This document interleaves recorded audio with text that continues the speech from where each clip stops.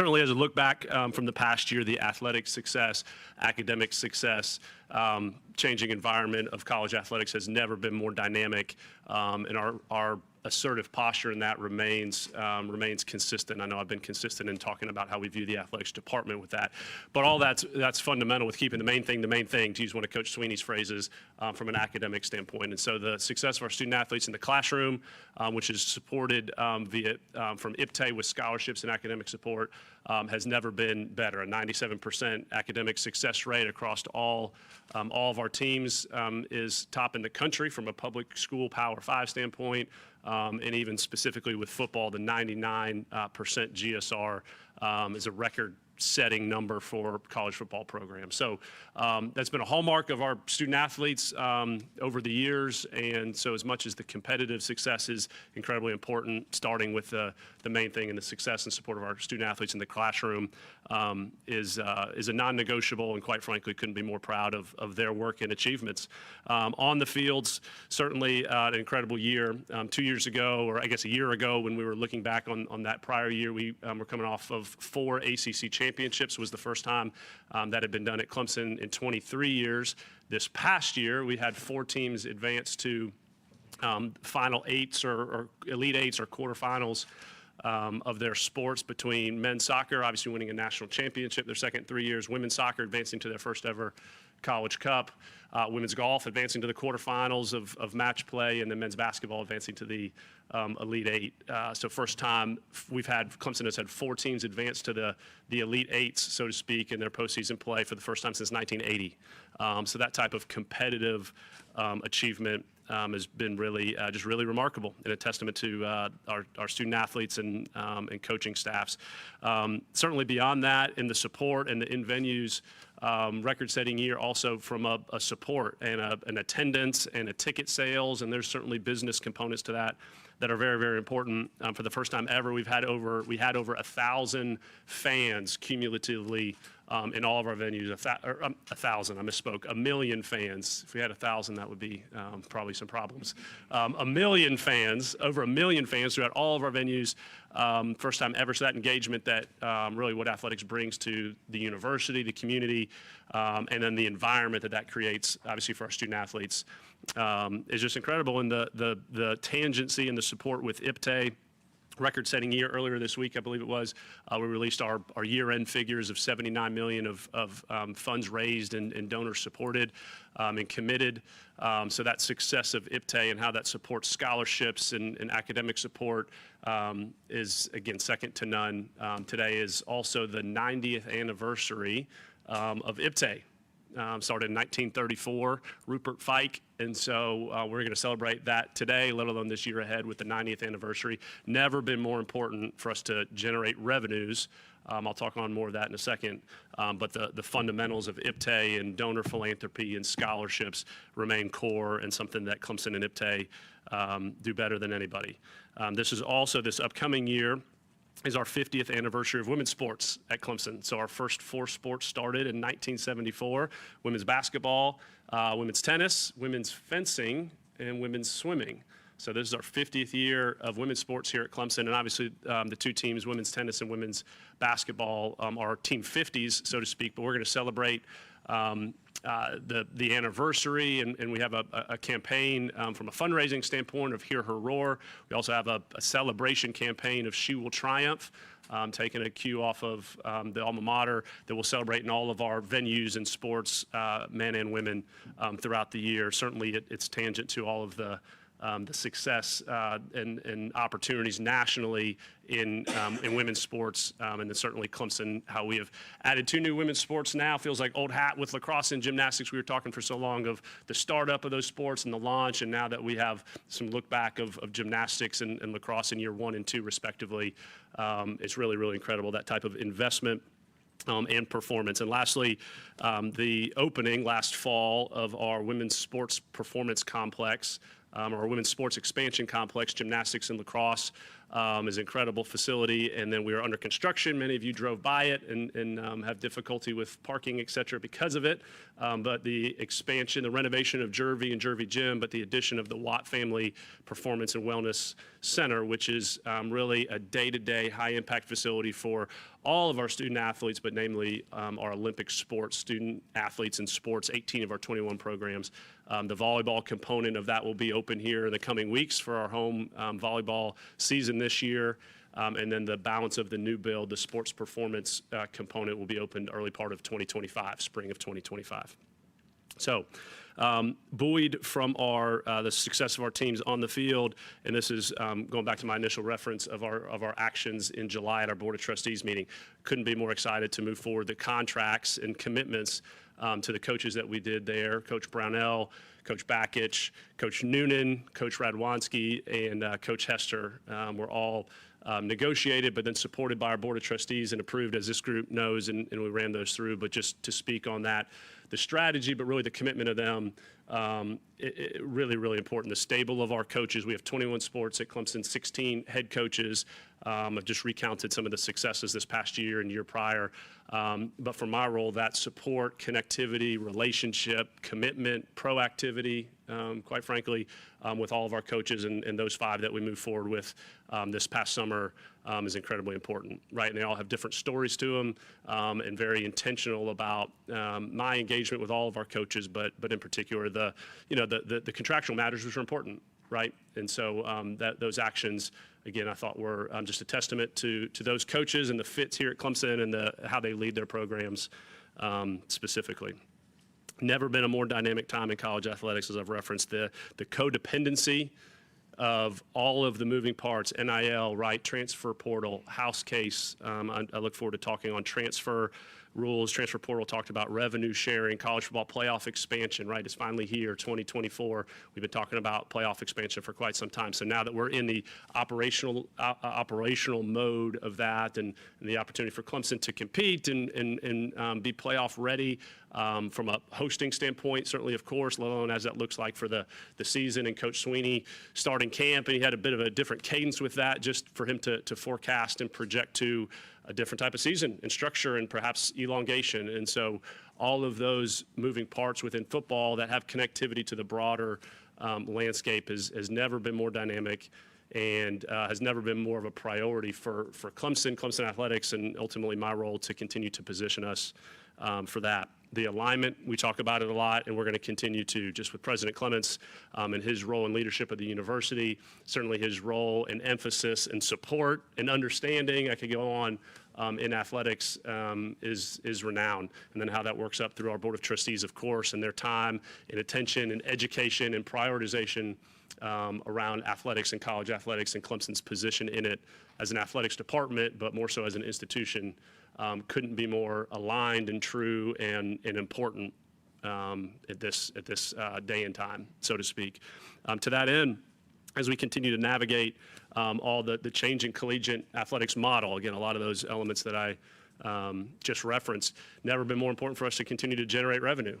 And there's the focus pieces of IPTED that I talk about, and certainly our ticket sales and the traditional aspect, so to speak, of college athletics business and finance and revenue generation. But it's incumbent on us to continue to move the needle and to think creatively and do that in different ways. And so one of the things that we have launched today, or Jeff, we have, or you're handed out, and we'll have more, happy to speak to it, and more emphasis on us launching Clemson Ventures, which is an entity that we've recreated around revenue generation strategies. Really unique here at Clemson. We're one of a few schools, less than a few schools probably in the country, that we own our assets, so to speak, our IP, our multimedia rights. We've done that in-house, so to speak, for the last 3 years with an affiliated organization called CAPCO, Clemson Athletic Properties. It's been incredibly successful from a revenue generation and an internal strategy to Clemson. The structure of CAPCO is unique and very intentional, how it affiliates with the university.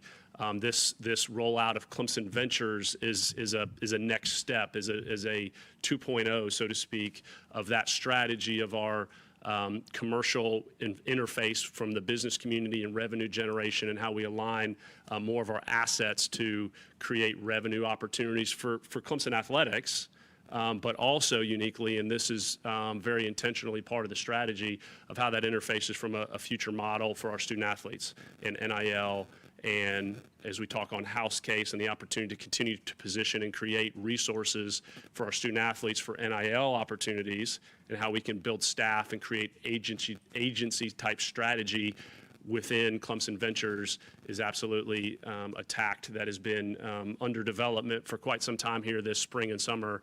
The launch of that, the rollout of that today is very important. It's a big deal, and we're going to talk more on that, and our student athletes and coaches and staff will come to enjoying that as we grow it and roll it out. And again, it's done tactfully because of the strategy here internally with Clemson and the assets that we own, but also as we are it's even more incumbent on us to generate revenues, position ourselves as an athletics department within the changing collegiate landscape, and ultimately support our student athletes with resources to the department for our support of them, but also from an NIL standpoint directly with them, which we are able to do, and we anticipate that to be even more focused and acute for the years ahead. So that's a lot of opening comments. I don't know if there's an over-under on Sweeney often has opening comments that are elongate, but I wanted to make sure I'm covering a lot of the landscape, given the time and your focus here, but with all the moving parts and things going on in athletics. So I'll pause there, Jeff, and however we look to dialogue. Is that something that you were thinking of before H4957? Is that something that it was after? Kind of how did that all position itself when McMaster signed that back in May? That's right. Before, David. And listen, I think it's a coalescence of the strategy that we've had for the last couple of years with Capco, again, our in-house rights that we bring to market and engage throughout the university, quite frankly, meaning assets and student opportunities and internships, right? We were able to uniquely do that internally. So there's been a natural progression of, hey, let's take a next step there to grow the staff and the scope, coupled with changing landscape, right? House case, revenue share, therefore revenue generation, and how do we continue to get creative and look to the private sector, the professional sector for how they structure and monetize. But then how do we pull that forward here to Clemson and still keep the collegiate model that's unique to higher education or Clemson athletics, but do it in a much more strategic way. So the answer to your question is before maybe the governance changes from an NCAA or a state law standpoint, but that is those changes certainly give us even more flexibility to be aggressive in this space. Hey, Graham. Pete. And no way, I mean, Dabo would just be getting warmed up at this point. You know, Thank you. Okay. Not even close. But with a lot of what we heard about, or a lot of what we've heard on the House settlement so far is how it's suddenly going to shrink available money and the planning that goes into it. Yet this summer, there's construction going on outside. A bunch of your coaches got raises and things like that. How do you balance all that? Is it going to be harder to make those kind of decisions going forward once this House settlement kicks in? Well framed, Pete. And yeah, it's going to be more complex, right? And I would tell you within circles of ADs and our conference and just colleagues around the country, right, we're all trying to look to how do we reprioritize, find efficiencies, redeploy our capital, so to speak, from just a business sector mindset.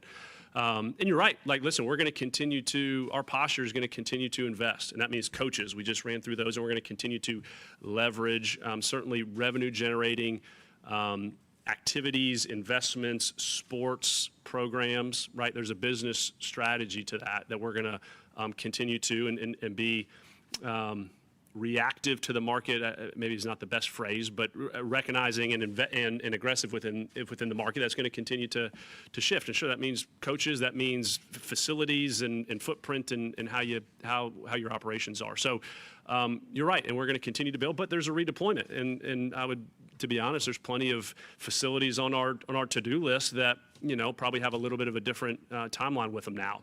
While there's still going to be investment and development of facilities and retention of coaches and key revenue initiatives. So answer is yes, much more complex, and it's so interesting that we're in this transitory period, right? Because now we have pretty good direction with where the House settlement is headed and some of the construct around it.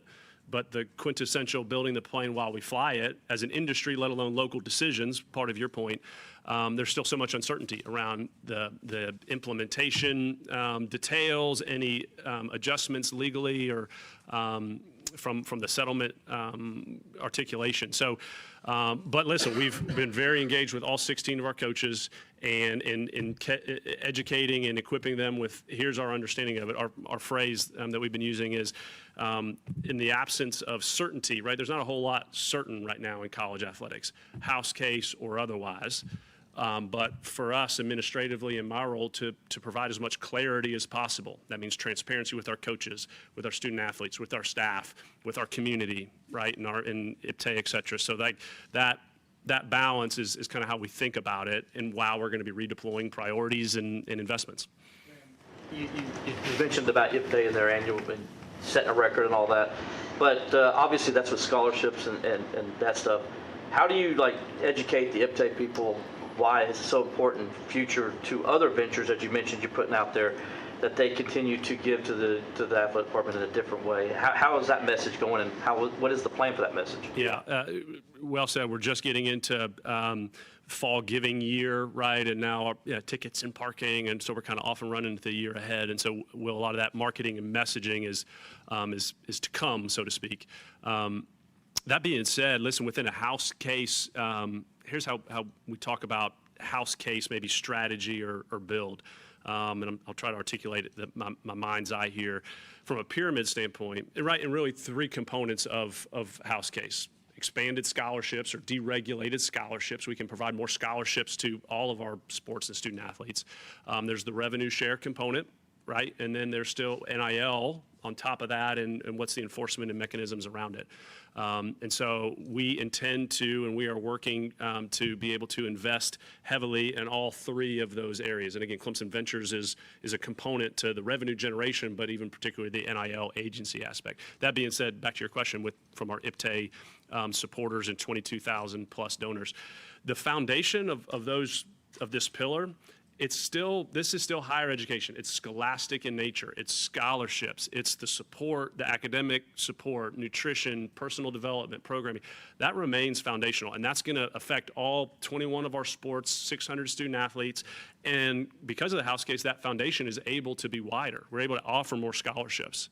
11.7 is a number that this group well knows, Henny, Will, with baseball. And so now, right, a year from now, we anticipate, or the direction is that in baseball in particular, right, 34 scholarships. And again, you extrapolate that amongst all of our 21 sports. And so that is not revenue share. That is not NIL. That's scholarships. That's real foundational in nature. And that is something that Clemson has been great at, and IPTAY for 90 years has been great at the support of that. And so now we're going to continue to leverage and invest at that foundation of that pyramid. And so that affects, and so that's the message, and we'll answer your question, that, hey, IPTAY and donors and supporters, we need you now more than ever, because the bottom of this pyramid can be wider, and we want it to be a really wide, underpinned base.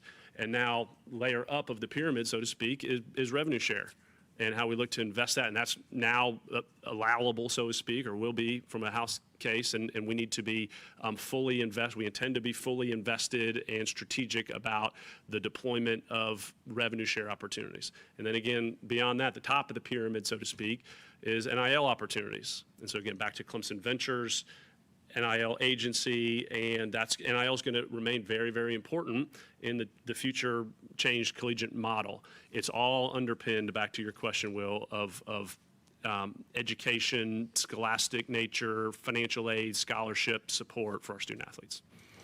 I guess have you gotten the sense, obviously Dabo's kind of disappointed in terms of maybe the walk-on component in football might go away. Do you have a sense that you'll need to go to a full 105 full scholarships to be competitive, or is there a chance that there could be partials in that roster? Have you discussed that with him? Maybe an idea of that? Very much so, John. That it couldn't be more active conversation within the industry, sure, and certainly for Coach and I. Kind of when started getting a sense of the direction of the House case settlement in numbers, and again, the change of scholarship limit removal, but roster limit creations, and then what that looked like for football. I probably made the mistake to have an hour with Coach Sweeney very early on. I feel like he was one of the first coaches that we kind of had this, let's talk on the realities of where maybe this is headed. He and I had an hour, I think, mutually blocked off on my calendar, and 2.5 hours later, I was late for a staff meeting, and we were, chopping it all up. So that was my mistake. I'm better than that with him. But that being said, yes. Got it. It's very active. To answer your question, hey, 105, certainly the full resources of scholarships for 105 or wherever the number may land is our intention and support for football. How exactly coach looks to deploy that or transition into that and balance current roster with recruiting and quite frankly, part of the difficulty and the uncertainty of the number and the how do you scholarship it is the transition time. Right, because we all know that football seasonally, and this really affects all of our fall sports, soccer, volleyball, that their seasons end in the fall semester by and large, and that's where a lot of their roster changes happen, whether that's transfer portal windows or at that point, certainly high school signings, and in football, often, obviously a lot of them enroll early in January. But at this point, we project, or as we learn more information from the House case, that still in January, that number may be 85, but that number might not tick up to 105 or whatever the number may be, until later on or maybe next academic year. So there's a timing, strategy and uncertainty with it, and that is also laced, John, with your question of, hey, exactly how much do you jump into it, or do you do the full 105? A lot of questions, but a very active engagement for Coach and I, sure, but then certainly our staff and football management, let alone the rest of our sports. This has implications too as well. It's the first time we've talked to you since Clemson sued the ACC. Just what you can say about that, and how's that impacted, if at all, your working relationship with Jim Phillips or in these conference meetings and stuff like that? Yeah, that's right, Chapel, and you've been very engaged and present in some of the legal proceedings. You can certainly respect, right? There's not a whole lot of in-depth I can go there. We'll let the court process play out, and our legal team continue to lead that strategy. To the second part of your question, and Commissioner Phelps, I thought, had some really appropriate and shared perspective and comments at Football Media Days in July about his lens on just the professional nature of the relationships and what his role is and what athletic directors' roles are, my role is, and so we're going to continue to act. And I couldn't have felt more supported from his chair in the day-to-day, right, and with my certainly colleagues around the ACC table, so to speak. And I've been real consistent with our staff and our coaches and our student athletes about the expectations for us to be great members of the conference we're in. I know that's been a message point of mine that I have been and will remain consistent on. And that means big picture of how we're positioning and strategizing for Clemson in a fluid, dynamic environment, but also day to day, right? And how we compete and how we are professional in the settings and circles that we're all in variously. And so the consistency, I guess I'm reciprocating maybe some of Commissioner Phillips' comments on the professionalization of it or professional nature of it, but also for us to continue to do what's best for Clemson. Which is leveraging which is shown by our strategy to continue to be able to navigate in the changing landscape. Piggybacking on that a little bit, how do you feel about that success initiative that Phillips talked about during the summer? Yeah, it was rolled out last fall, I believe it was, and certainly there was a lot of work that went into that for the months and years preceding. An innovative, a forward-moving approach by the ACC for sure. And certainly for us of how we're invested in football and have had significant performance in football and expectations in football, we do anticipate to capture some of that, and that's the basis of the success initiatives. But so it's done to incentivize investment to create performance, and now that we're active in that and running a budget and business in that. Eager to gain success within it, yeah. And off of that, obviously this has been a crazy summer, even spring and summer with rumors. Every day, Clemson is headed here, Clemson's headed to the Big 12, Clemson's going to do this, Clemson's going to do that, but I get a feeling, and because we haven't talked to you, that's why I'm asking this. that whatever a next step is, whether that is staying in the ACC, getting more media rights money, whatever, that nothing's going to happen until this is adjudicated in a court of law. Is that fair to say? There's plenty written, right? All the speculation, right? And read, well, I don't know if I read all of it, but it's part of my job to be very engaged in, sure, what's written, great, but more of the, really where a lot of the moving parts and maybe conversations are nationally. And so we do that. And to answer your question, David, not sure. Again, I'll kind of pass on the legal sequencing of that, only to say that we're going to continue to have our legal team work the legal process with it and act incredibly professional and be great members of the conference we're in and be really well read and connected nationally with all of the moving parts. However, those continue to show themselves. It has never been more active just with the national landscape of all the moving parts within college athletics. A lot of what I've talked about, not just specifically conference membership. So that's the A to B to C, David. Not sure we're going to continue to let the legal process play out. We're going to be great. We, Clemson, are going to be great members of the conference we're in. That's me. That starts with me, but all of our coaches and student athletes in institution, and also be really well read and engaged nationally. That's incredibly important. Graham, transfers are obviously another big part of the picture, that players can go wherever they want, when they want, and when they decide. How has Clemson kind of just tried to direct coaches, or not direct coaches, but talk with coaches about keeping players engaged and having the things that make them want to stay and not go elsewhere? That's right, Pete. I think it's a lot of it, a couple of ways to think about it. A lot of it does come back to some of our discussion with Will earlier of just the key foundational elements of college athletics that I'm biased, but I think Clemson, we invest, we position, we support our student athletes on the fields and off as good as anybody in the country, right? And our teams recruit to that, and we attract, right, the fit that of student athletes and staffs and programs. I just think is so unique and connected at Clemson. That being said, and I know there's stats out there that speak to our retention efforts for all of our sports, sure, not just football.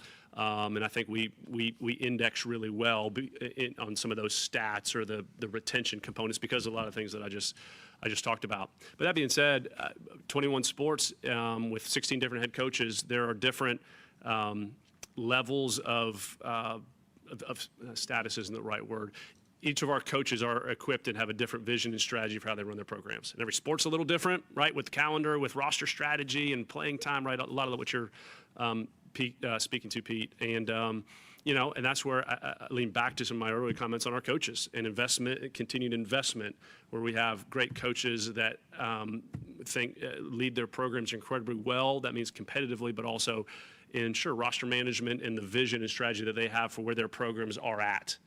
And so that shows itself very differently. And I would tell you that our head coaches group, I've talked on it a time or two here, we've set up, and it's very intentional from my lens, to have great collaboration and work and support, and camaraderie is a good word for that group. And they all do it a little different, right? They all manage their rosters, all of them. But I think they learn so much from each other, and there's a lot of synergy amongst that. And I've seen strategies kind of ported across sport, and I know that just comes from us being here at Clemson, the culture of our department, and really the culture of that head coaching group. So it's going to continue to evolve. It's evolved a lot in the last 3 years, 5 years, I guess, from a transfer deregulation, and we know that the model ahead is that's only going to look different. I've got to ask too. I mean, I'm sure you've talked to a lot of Clemson fans who are very passionate about football, who ask you, when is your football coach?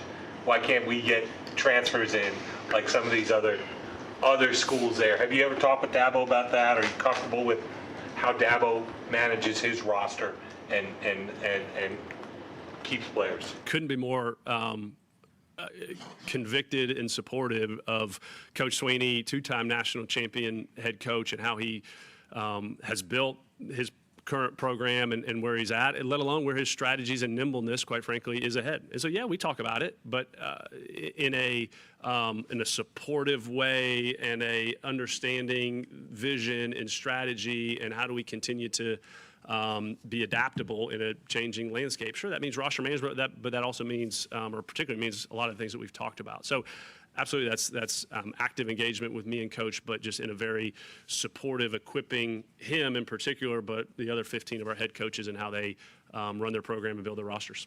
And off of that, I know, I think Dave Doran and mentioned it, they kind of went to an NFL model and how he's handled roster management. Alabama just hired basically a GM, if you will, to kind of help with theirs. Is this something you talked to Coach Sweeney about going forward and as you kind of get more into the house stuff? It is. Yeah, Will, it's a very active discussion in the industry, of course. And again, you talked on some of those moving parts. I know Coach Sweeney, I think at the beginning of camp, rolled out some of our staff and role duty changes within the football program. I anticipate those to continue to evolve, and us adding expertise and resources, whatever that may be, right? It's not, I'm not foretelling anything other than very active discussion. And sure, look into all aspects of how, quite frankly, outside of college athletics, to your point on the reference with pro sports, very active. So I know Jordan Sorrell's in our staff. We have great relationships and dialogue outside of even the college athletic space on that, and Coach Sweeney's very, very active in that. And again, back to Pete's question, my support, my connectivity with that to help understand and strategize, and then support on that is very active, and we're just kind of at the precipice of that while we're having to manage and again understand the direction with house case and timing and the uncertainty of the sequencing. So back to the airplane while you fly it, but us pulling in all different resources and structure and staff, right? Expect that to continue, and us to be very aggressive in how we invest and bring expertise and staff to do so. Obviously, you saw like Tennessee with the naming rights to their stadium. I mean, where are the opportunities, and kind of where do you see going with that? Yeah, the NCAA having deregulated the on-field football sponsorship regulations, I guess. And there may be more of those to come, right? I know a lot talk about, hey, what about jersey patches, and what's the next type of asset activation? John, it goes back to a lot of the dialogue, the alignment, the understanding, the importance that our trustees and President Clements has in the need to continue to position Clemson athletics within the moving landscape. So that being said, we're going to continue to keep Clemson. The traditions, our values, and how we go about our business, so to speak. But absolutely, the recognition and the assertiveness that we have to maximize where those opportunities or assets are is there. And so, yeah, does that mean some of the things that you ticked off? We're looking at that. We're looking at field sponsorship, naming rights, right, list goes on of things that we're looking at to maximize, but we're going to do it in a very thoughtful way to maximize revenue, to have it connect and be thoughtful with what works here at Clemson. And I think that Clemson Ventures, as we rolled out, is a testament, or is a structure to do that in a really different way. And so, yeah, Tennessee's rolled out some stuff, and but as we roll out Clemson Ventures, I think there's going to be a lot of folks that look at, we saw what Clemson rolled out, so to speak. And that's not why we did it, but like that's an example to you, John, of us being aggressive and leading edge on maximizing opportunities for revenue in this changing space. Sounds like it's really important for you guys to kind of not mess with the traditions too much if you don't have to, and how has that been in the conversations to make sure you're doing that? Yeah, the fit, feel, great history and staff, and again, up through our university board and president. So, yeah, Will, it's hard to maybe describe of the keep Clemson. It's, that means something maybe a little different to all of us, but there's probably a lot of overlap of what that means to all of us too. And so that type of engagement, perspective, engagement with the community, right? And this in IPTAY donors and student body. And so, but it's also, it's nimble, it evolves, right? So there are the staple, the non-negotiable values, traditions, but then also how do we continue to hold those foundationally, but continue to adapt. Clemson University, let alone as athletics, has been first movers in innovations, one of our core values, in so many different things. We talked about IPTAY, one of the first athletics fundraising organization. When Vickery Hall was built in the late 80s, early 90s, Tim, that was one of the first athletic academic units created entities. When we launched our creative solutions team and really leveraged and doubled down into our storytelling and content creation about a decade ago, we were one of the first movers of that. So there's certainly plenty of other examples, certainly our investment in facilities. And so we've been very early adopters in a lot of things while still keeping core our values and traditions. And so we're going to continue to have that mindset, that tact. Ventures is another example of that, and there'll be plenty of others that maybe they're transactional in nature, to your point, John, but they're also strategic in nature, Will, which is, I think, more where you're going. Graham, we've heard a lot about private equity companies getting involved in conferences, in football teams, athletic programs. Has that been discussed here at Clemson, and does Clemson Ventures kind of maybe keep that from happening? How does that all fit into the Clemson plan?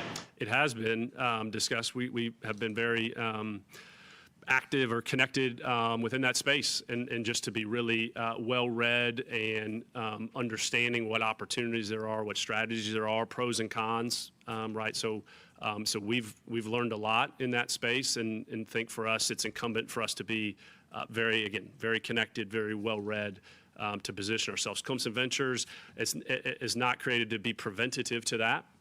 Quite frankly, it's done to help build a vehicle, an affiliated organization for us to be really assertive in opportunities to generate revenue and to position ourselves, our resources for our student athlete and growth and investment. So it's very active at many different levels, to your point, and we are certainly engaged with it, and it's my job to do so.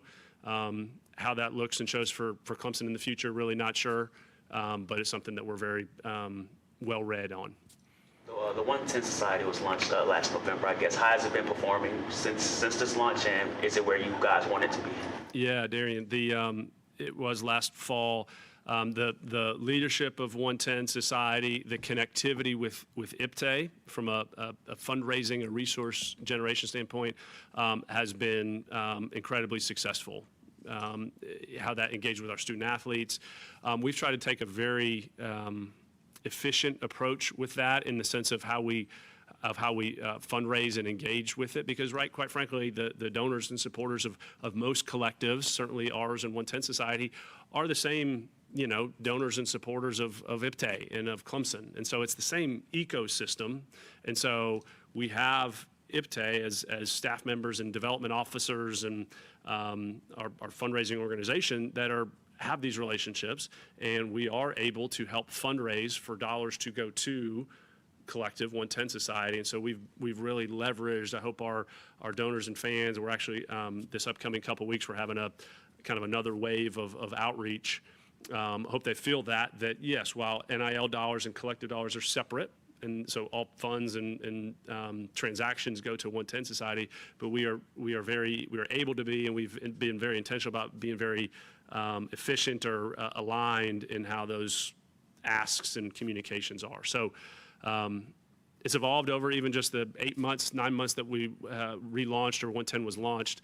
I think it's been incredibly successful. It's shown itself by way of our roster builds for our student athletes and coaches, and we're going to continue to leverage 110 Society and NIL. So as much as I talk on Clemson Ventures and House Case, and the future state of NIL is still being determined, and we're really eager to understand those rules and enforcement mechanisms. Feel like Clemson Ventures is created to be aggressive in what's intended to be a new NIL fair market value lens.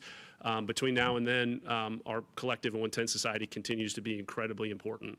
And so we're going to continue to message and fundraise and support 110 Society on behalf of our student athletes.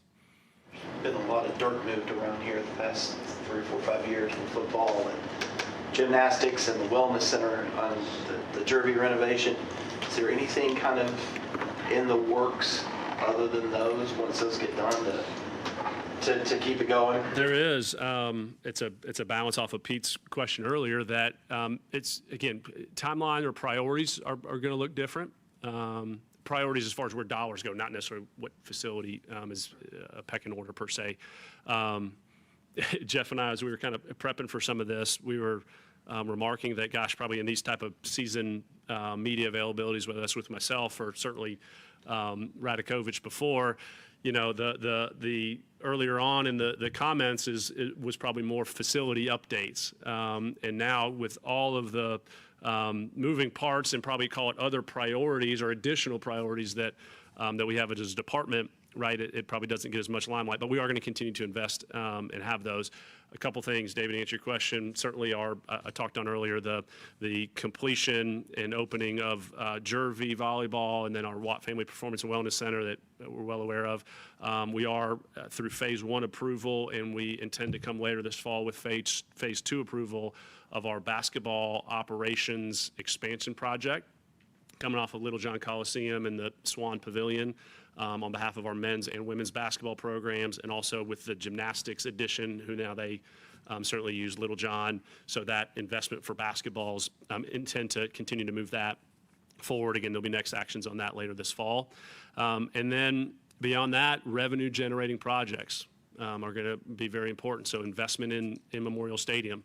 There's investment there for fan experience, for concessions, for restrooms, for sound and video board, right? So like those are going to be even more prominent and important of how we prioritize those. So that's a little bit of the perspective on it, David, but also some of the what's ahead and things that we're looking at and continuing to study.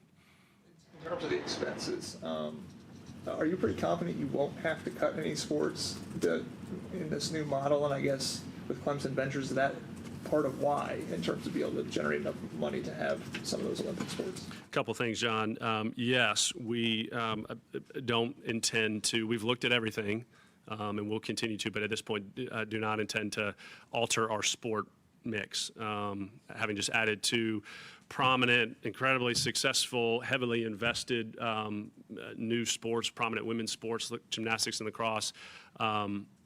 Love our ability to comprehensively invest. It comes back to this bottom of the pyramid that we're going to continue to invest across all of our sports and with our existing sports.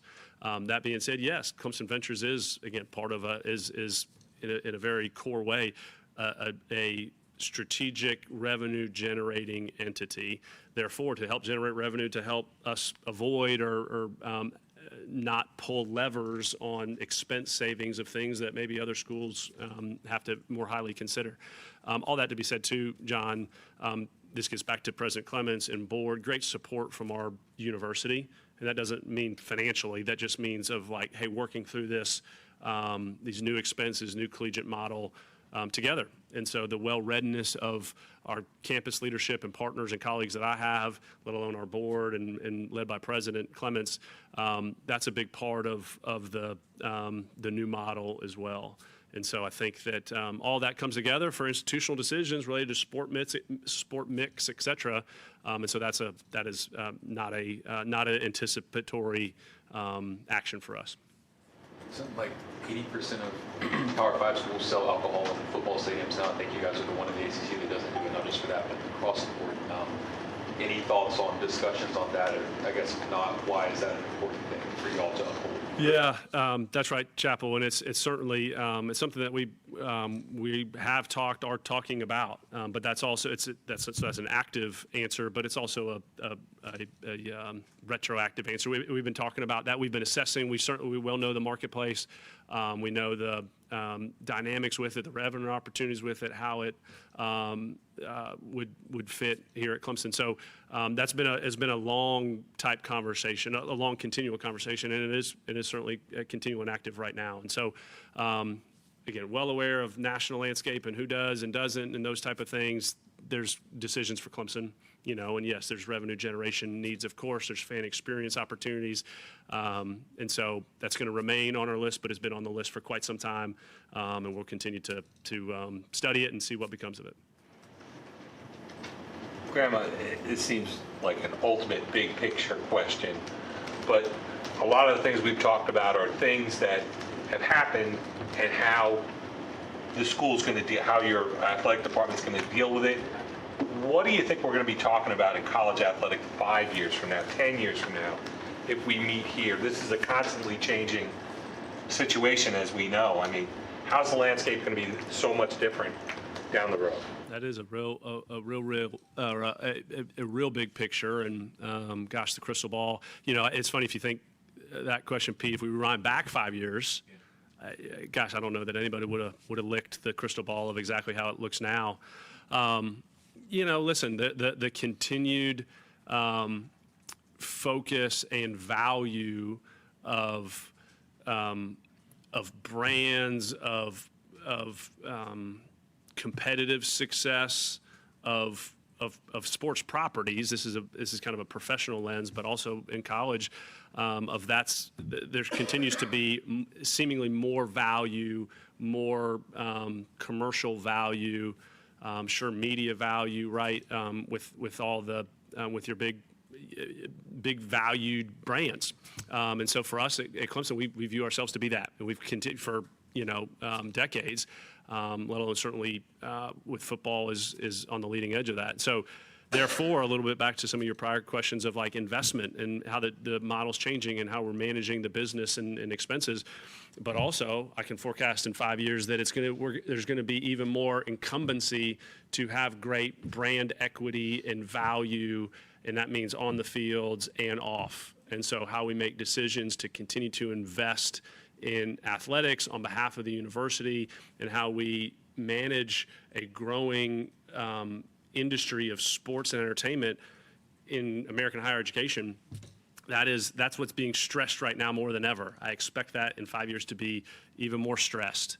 And so therefore for us, the importance of athletics for our university to continue to invest and have great brand value and have a well-run business, and keeping the traditions and keeping Clemson is the mix. So I hope I'm not ducking your question. I'm not. It's just that's a really broad answer to a really broad question. Yeah.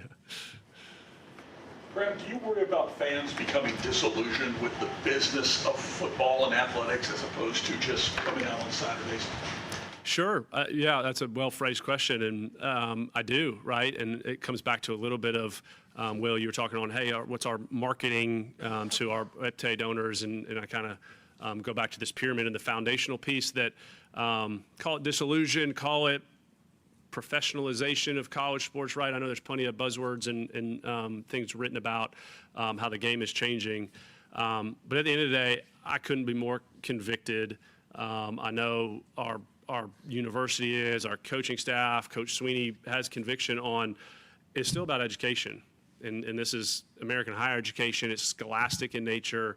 It's scholarships. It's support for our student athletes at developmental operative ages of 18 to 22.